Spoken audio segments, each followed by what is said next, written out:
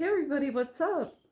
I want to dive deep and kind of talk about my experience regarding reconciliation. And normally I talk about parental estrangement, but this time I'm going to talk about the three people that were most significant in my life when it came to intimacy.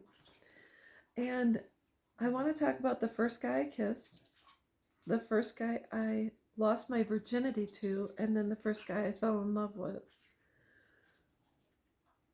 I have reconciled and did with all three prior to meeting my husband. I put all of that to rest. When people say, oh, I wonder what it's like to reconnect with your first love, I can tell you. So, anyways, my first boyfriend when I was in the eighth grade, no, seventh grade, seventh, eighth grade, etc. He was a year older than I was, and I met him at a local field house. Um, we hung out. It was just a normal 12, 13-year-old dating experience type of thing. And so we hadn't really done anything but hold hands and hang out and listen to music because we were always around other people. It wasn't really that big of a deal. And our parents were always home. We were never alone per se like that. So he came over to my mom. He rode his dirt bike, his mongoose, to my mom's house.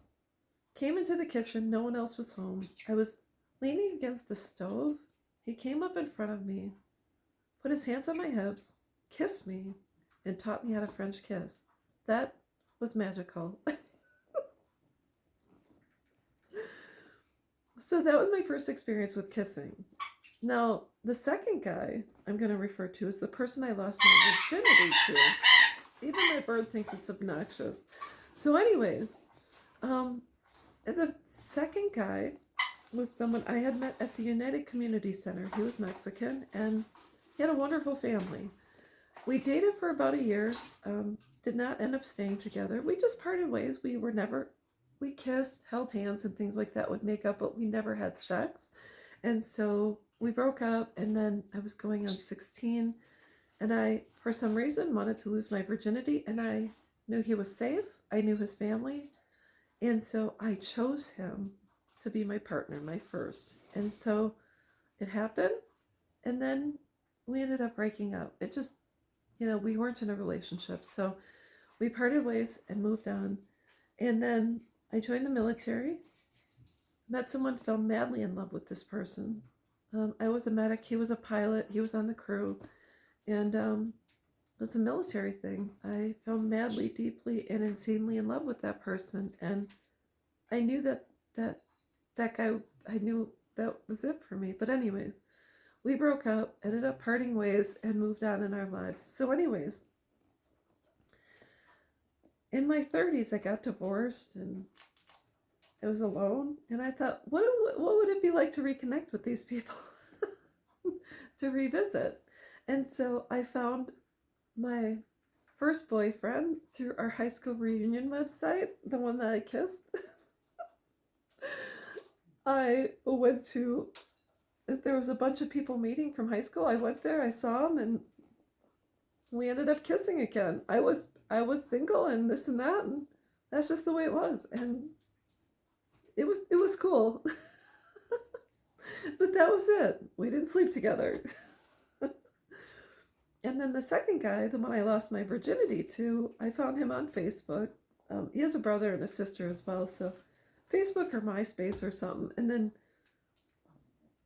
no, he found me actually. What's interesting is he must have found my sisters or something on one of the social media sites. And I get a message that had said, do you remember your first? I remember mine. And I looked and it was him. And I'm like, holy shit.